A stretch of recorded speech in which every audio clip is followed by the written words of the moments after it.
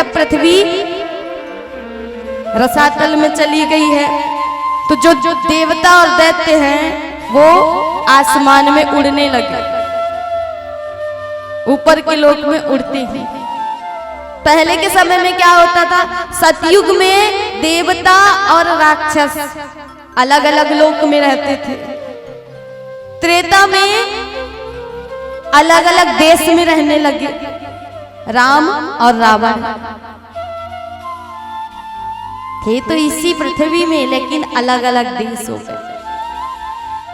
त्रेता युग में अलग अलग देश में रहे, द्वापर में एक ही परिवार में रहने लगे, शिशुपाल और कृष्ण एक ही परिवार के थे, मामा और बुआ के लड़के थे।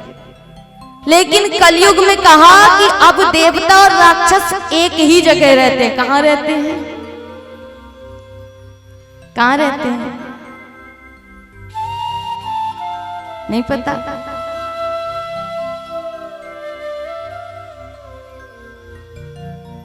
तब देवता और राक्षस एक ही जगह रहते हैं। कहाँ? मनुष्य के देह में। इसी देह के अंदर देवता, इसी देह के अंदर राक्षस।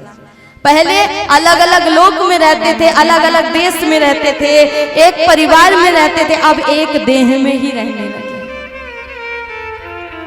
आप जब सत्संग सुनने जाते हो तो देखते होंगे ना, कोई आपसे पूछता है कि कहाँ जा रहे हो,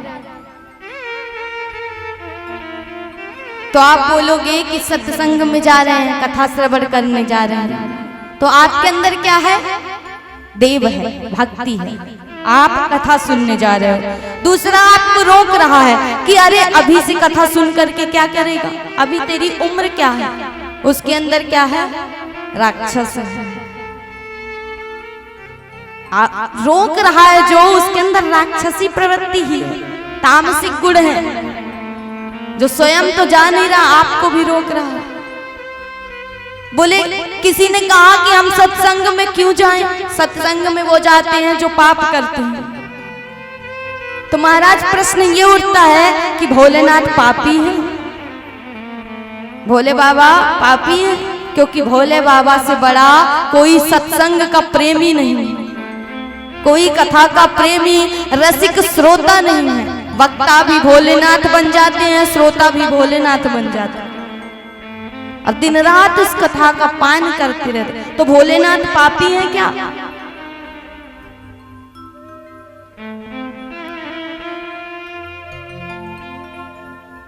तो सत्संग में पापी नहीं जाते, पुण्यात्मा जाते हैं। पापी सत्संग से दूर रहते हैं।